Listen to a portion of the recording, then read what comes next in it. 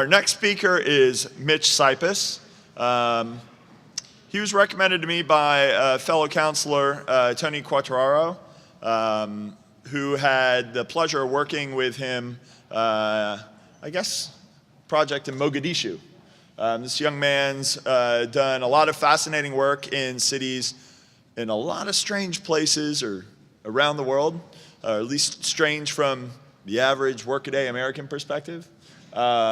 Mitch has been a doctoral student at Carnegie Mellon in social robotics. He just decided to leave and go become a White House presidential innovation fellow early next year, because something else to do, while he's also starting up his technology company. Just doesn't have enough things to do. And since he had all this extra spare time amongst all that, he decided to come and speak to us about, well, in general, we're calling it urban social research and technology design, but he's a pretty innovative guy. I think he's going to bend your brain just a little bit for about 30 minutes before we go to our concluding session. So frankly, I don't even know how to describe what he's getting ready to do, so I'm just going to leave it over to Mitch. So Mitch, come on out, and let's give him a hand of applause. Round of applause. Thank you, Chris. Thank you, everyone here.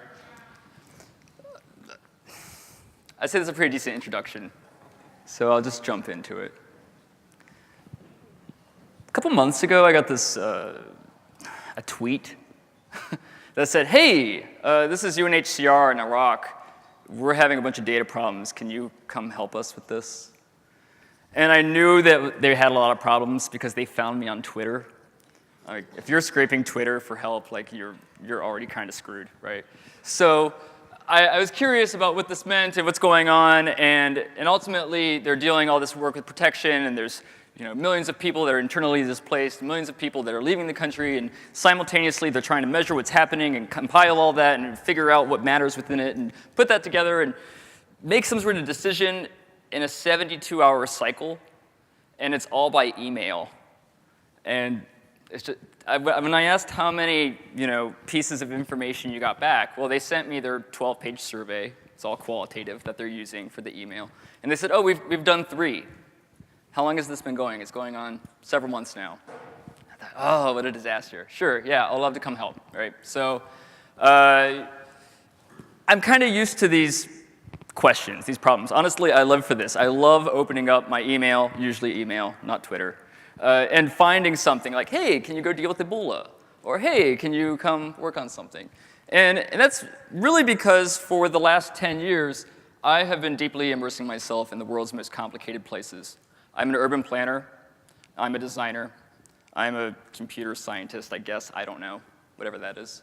And all the work I do is founded on building strong, real human relationships on the ground, walking through the streets of Mogadishu, talking to people, getting to know them, getting to know what they're worried about, what they're hopeful, what they want, what they think is standing in their way. And working then at the same time with city government officials like this guy, Mohammed Yusuf, who's the speaker of basically what's now the Somali Security Agency. I work closely on problems of youth militarization, urban service provision, and I don't really focus on a single particular issue at a time, but I look at the linkages between those issues, and I don't take it all too seriously either. So the trick about working on those linkages is being able to identify them, build them when you don't have them, figure out where they're at. And often, more or less, I can't always get the answers I want. But if I can find what assets are in place, I can find ways to redistribute those assets in a manner that actually produces more value. And part of that is being able to remobilize those existing assets in a way that connect local economies with global economies, looking at large-scale migration flows, economic flows, and tying that into infrastructure and a sense of place. I do this through design.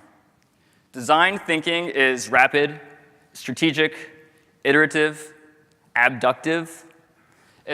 And to do this with design in a city, I didn't really know how to do that when I started. I did a traditional urban planning degree, but I have a bachelor's in drawing. I had to find my own ways to do this. And one day I happened to stumble across this case study of how Warsaw, Poland, was rebuilt during World War II. And this has actually become significantly influential in everything I do. Many of you are probably familiar with this.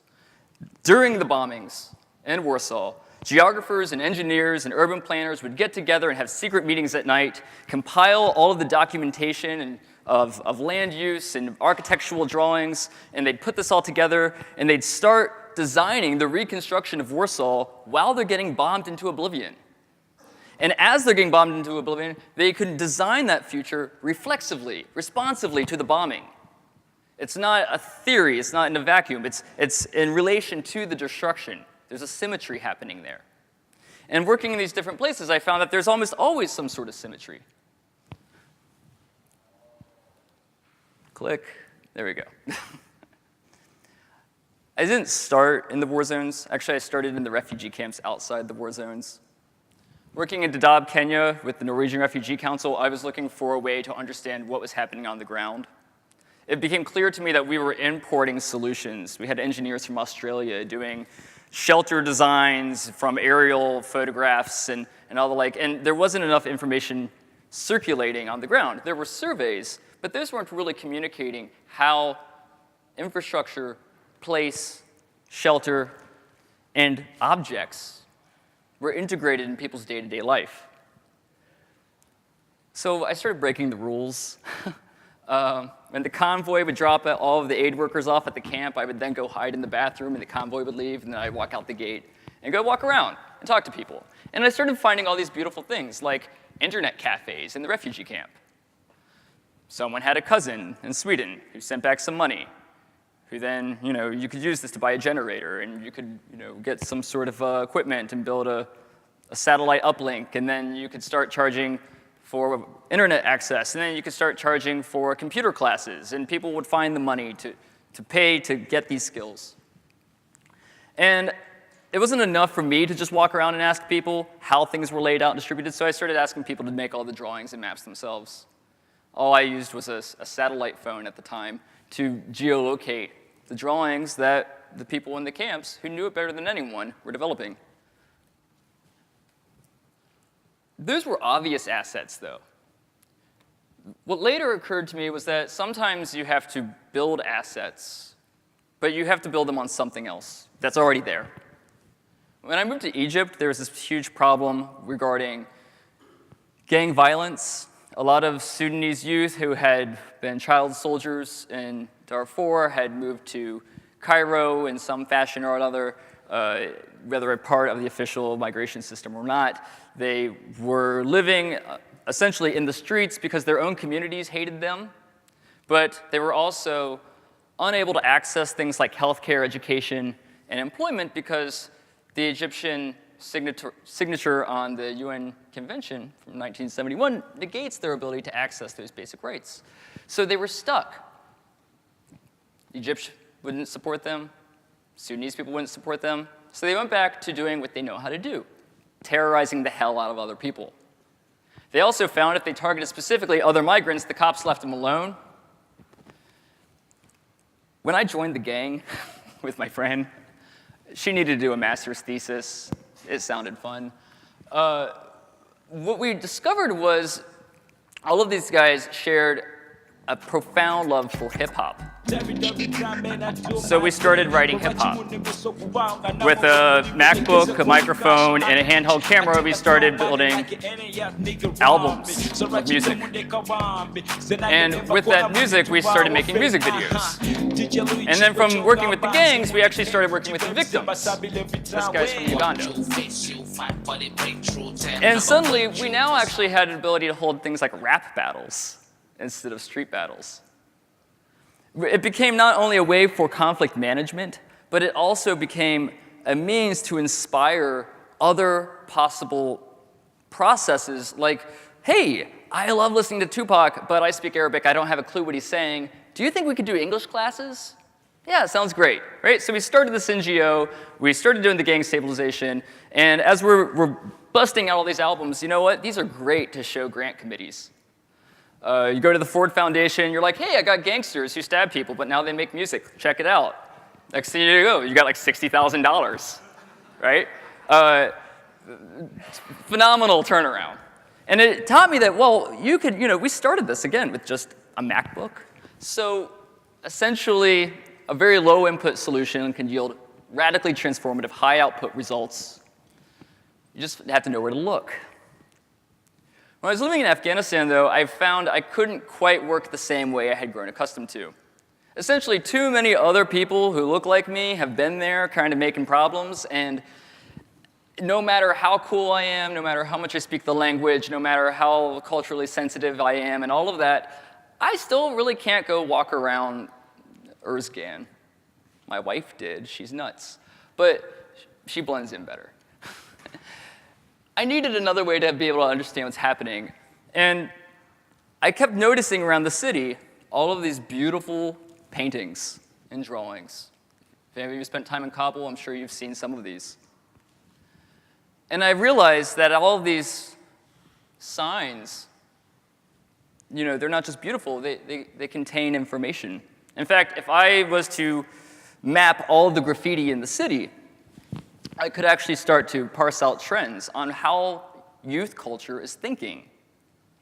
And so I started doing that. Unfortunately, Kabul's sort of small. Not a lot of people do graffiti except for those under 20, if they have the ability to get the supplies and such. And we ended up with about 859 examples of graffiti. I was able to run this a few times, actually, and see how the messages were changing over time. But they were always sort of clustering in the same places. And in fact, one day I ran into a guy who was doing the graffiti, and I asked him about it. And so he told me he was paid to do it by a local politician. And so we went to the politician's house. And the guy said, yeah, I give a bunch of people 100 Afghani, and they paint whatever I want them to paint. And then I get to be in office. The core part of my practice as an urban planner, though, has been primarily based in Mogadishu. We all set goals. I really like how China does 5-year plans. And I thought, I'll do 5-year plans. All right, I'm in my mid-20s, and I thought, you know what? Mogadishu seems like the worst place in the world. And I would love to be a part of that reconstruction process. Because one day, things have to change. Even if all the buildings are leveled, all the people are gone, all the assets are destroyed, that in itself is the turning point. There is a point in time that Mogadishu must turn around. Will people be there and ready and prepared and concerned? And probably not. If it's been ignored for 21 years, what's the difference? That point will come and go, as it had a few other occasions. I couldn't find the information I needed, so I started guessing how to work with this. And one day, when al-Shabaab made a strategic withdrawal in early August of 2011, the mayor of Mogadishu sent me an email, and he said, hey, Mitch, do you have any ideas? I said, I have a few, but I don't really know. Let me get on a plane. And so for the next few years, I traveled back and forth from Afghanistan to Mogadishu. I'll tell you a little bit more about the Mogadishu work in a minute. These days, I'm at Carnegie Mellon, and I'm primarily there because I realized that the tools we work with have some massive structural problems. In fact, this was a big frustration. I found ways to work in these complicated places, but I didn't have a way to distribute that understanding effectively. I could write a book, maybe one person will read it. I could teach, maybe some kid will stay awake.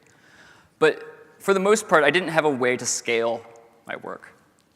And so going to CMU has been a really enlightening experience on account that we are constantly making the invisible visible.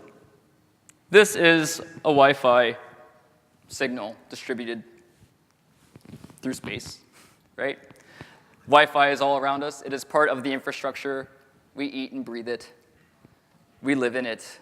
It shapes how we operate and function on a day-to-day basis. If your phone doesn't work over here, you walk over there.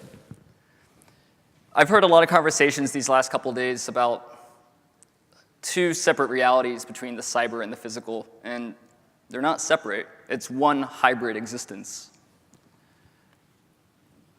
There's also talk occasionally about things like drones.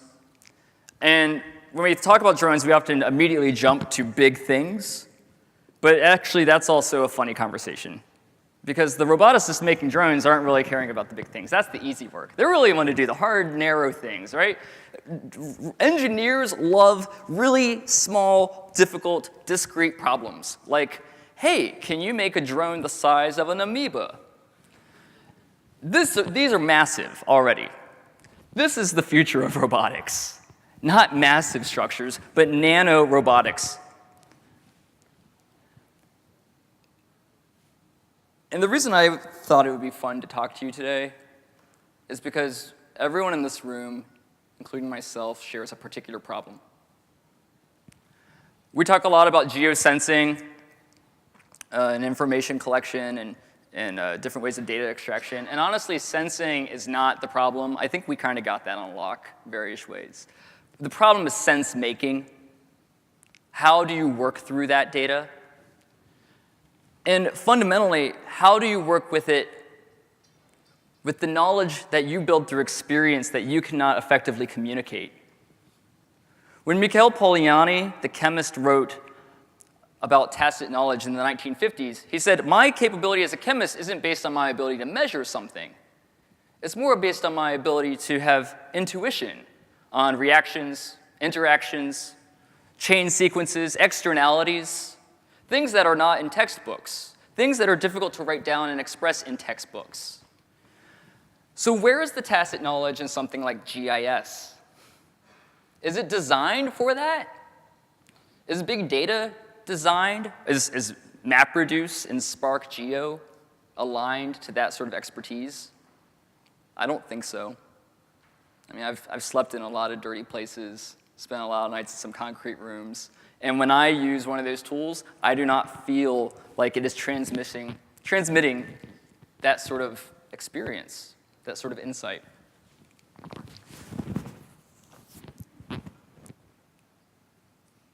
About a year and a half ago, I received another email.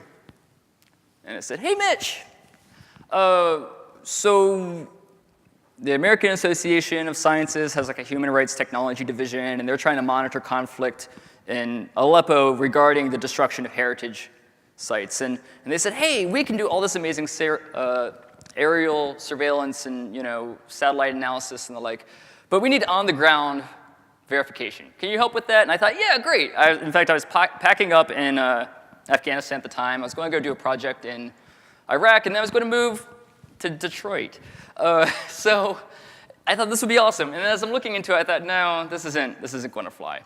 I really don't want to go kicking around Aleppo right now. The timing's not good. What is another way I can do this?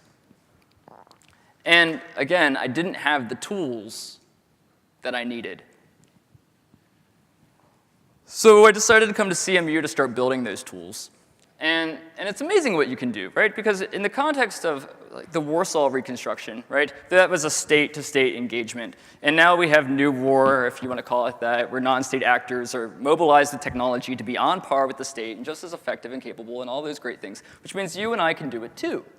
So initially, I thought, oh, wow, Google Street View is a really cool tool, but I can't use that in Aleppo. Maybe I can get someone else to make it. So I contact Microsoft. They have this amazing photosynth technology. I talked to a bunch of people at Microsoft Research. They think this is pretty cool. But then there was this weird thing. Like none of those people have dealt with these problems before. And we just weren't having the right conversation. So I realized, oh, I should just make some of this stuff. Because every day, right, information is coming out of Syria. And we just need new ways to look at it. So I did a little test in my office, took a handful of photographs from each corner. 15 photos on an iPhone from each corner of the room. So we have some cool object recognition. And then, based on that, we now can use the light patterns moving across the floorboards to create an aerial reconstruction of the room. And then here I am walking around again, which means a statistical sample of human to environment usage. In context, throw it in NASA Whirlwind for whatever reason, because it's hilarious, and it's even more in context, right? So now we have a specific statistical representation of how a particular space is used in a given environment. And I thought, well, this is okay, but what if we blow this up, right? What if we use some Bayesian statistics, and what if we look at something bigger? But I can't walk all around Pittsburgh. Fortunately, I have about 10,000 photos of Mogadishu. So what can I extract out of that? Similar process. If you go to MIT's website, there's a learning library called Caffe for machine learning, and it will do keyword generation for all your images. I thought this is really useful, because most of the time you're building a map, you collect all this data, you have all these images, and they just sit there in a folder. OK, now we can start to do something with them more quickly. Not only can we plot them because of the EXIF data, but actually, because it's infrastructure, and now I have spreadsheets, I can also start to look at the relationships between these things, right? So using something like a Manhattan analysis, how does one person go to another location by managing around buildings and all of that stuff to get from one side of town to the other? And how far are you going to go if you want to go to a dentist from your house? How far are you going to go if you want to get a newspaper? You're not going to go that far. You're going to go the first one, maybe the second. So maybe a third of a mile is a decent movement. Consequently, instead of just having points on a map, we could actually start to have footprints of the communities just coming out of photos. There we go. Rip away the map, and you could start to actually use some agent-based modeling and figure out, oh, well, how does the population move around the city? So that's kind of cool, right? These are the people moving around, but that's still not telling you a lot. So all of these dots are a person. They have certain characteristics. They're moving around. They're sharing particular use sites, meaning that there has to be some sort of social organization to them. So we could probably rip off the underlying base map and have some sort of social graph. So this is ultimately simulated social data, right? And people exchange information. We're just not like hanging out, holding hands. So in fact, this one spinning over there now, right? It's going dark because that's a particular piece of information diffusing throughout that community.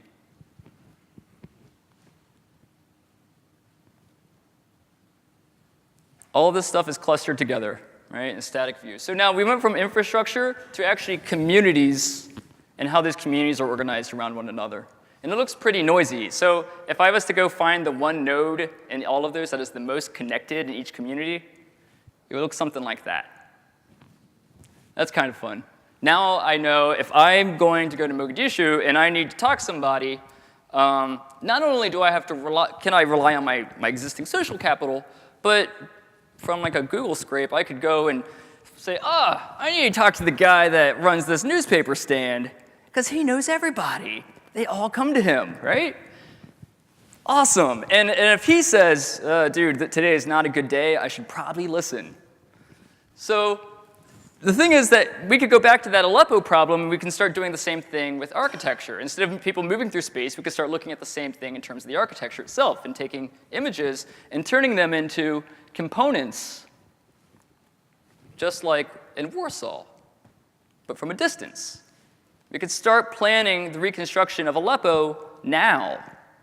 And given that Aleppo is a pretty messy place, we can also symmetrically start using a pretty messy process in that reconstruction planning, because it's going to take a long time.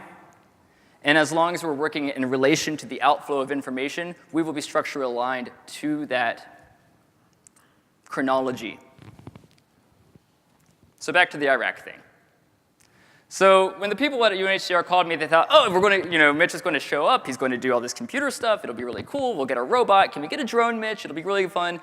And I thought, well, this all sounds really awful because, if you've worked on enough aid projects, you know that importing some technology is a disaster. Then there's training cycles, and then there's all of the, you think it works while you're there, and you leave, and no one actually learned how to do it. And then also stuff ends up in a folder somewhere. Not to mention if you've trained one department, and the other one doesn't know about it, and then they get a new boss. And at the UN, people go on leave every couple months. It's a lot of problems. So I started trying to find someone there, and I found that they had a UNHCR innovation fellow who did basically informatics, real-time information processing and mapping, And so I introduced the person who contacted me with this other guy. Turns out they were sitting in the same room. They had just never talked to one another. And that's not really surprising, right? Because at the end of the day, no matter what we can build, because now we can pretty much design and build most things, it comes down to those real human relationships, those fundamental human interactions that shape and define what we do with this stuff and how it matters. If anything, it's probably more important because a lot of the software we are using isn't designed to think that the way you think as a geographer or as an analyst. When you get a problem, you start unpacking that problem, and you start arranging it into separate components and synthesizing it back together and checking what you did and moving pieces around, and it's a fairly organic process. Right? If you sat for like a civil service exam, you remember you get that giant dossier, and you have to go through it and make sense of it, and then at the end you have an argument. But the technology we use isn't so much designed for creating an argument. It's more built on a premise of deconstruction, of breaking big problems down to a bunch of subsystems and nodes, and watching how those nodes interact to create an output. It's not the same process. This becomes complicated for us. That's not how you orient yourself in the world. We all remember Kevin Lynch, right? And he said, oh, you have these organic ways of interpreting space and particular markers, and you set them up in one location in relation to the other. And it turns out the neurologists say, oh, actually, not only do you do that as a thought process, but your brain actually builds physical node hardware that outlines, I'm going down this street, and now I'm making a right. There is a physical map in your brain of neurons. And this just could, this is your brain, but this could be also Manhattan. This is the way you understand how to walk around and get from Columbia to Times Square. In the case of robotics, though, we're not doing that. Nothing worse than when you buy your child a new toy and she rips the face off of it. Right? This is a Furby. Do you all know what Furby is? Right? It's a little robot. It says it loves you. It's furry. It's adorable. Researchers at MIT found that when you hold Furby upside down and it says, oh, I'm scared, people get upset. Robots can create human emotions. Also, the big thing these days in robotics is reading human emotions. We have lots of software now that can read your emotion. And we can create new software in relation to what you're feeling at a given time. It's totally feasible in just a few years that we could have movies on YouTube that are kind of like choose your own adventure, but it's more of like feel your own adventure. How you emotionally respond to what you see will dictate what happens next. Notice, though, that the way we design this with a robot, it's not the same thing. We don't have those mental neurons. It's not like Kevin Lynch, place and form. It's all sorts of other stuff going on. And so the reason I say this is a problem, that our hardware, our software, and our mental models of geography don't align, is because this is human geography. What we feel, how those feelings are distributed, how those feelings are created, that is the whole human experience. And if we're not working with software engineers to shape how that human experience is internalized in the decision-making and logic of their software, then we will always have a sort of cognitive dissonance when we use these tools. You get used to it. But if you remember your first time sitting down in an Esri workstation, it was a massive headache, right? It was only when you realized you right-click to do everything that it was like an epiphany.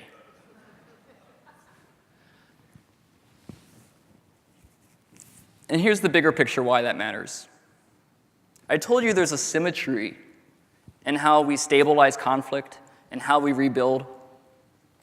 Well, if we are mechanizing and automating more and more conflict, we have not just an asymmetry in terms of kinetics and distributions and things. We have an asymmetry of humans and non-humans. And the way you rebuild is actually through human engagement and healing, through catharsis.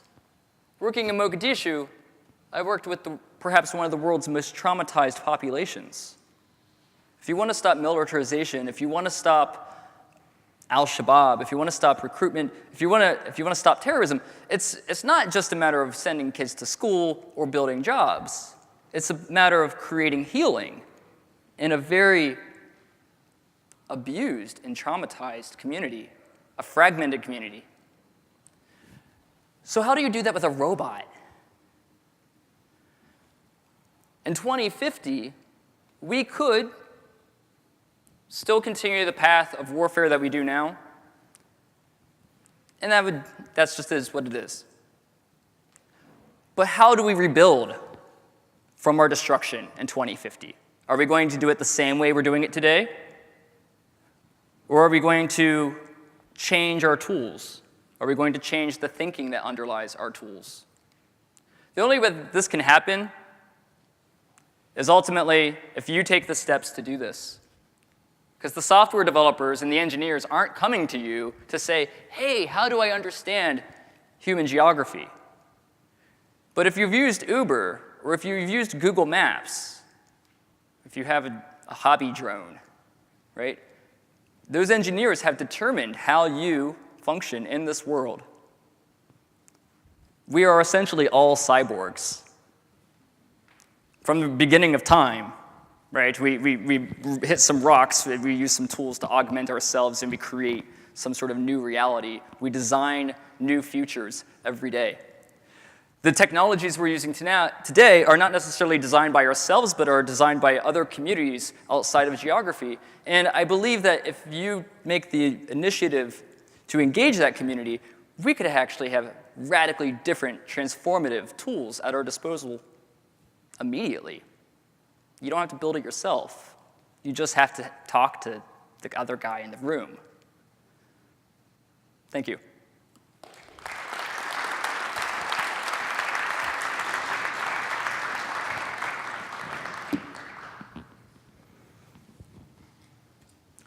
We have a little time if you want. It doesn't matter to me. Sure. Who has a question? Who has a microphone?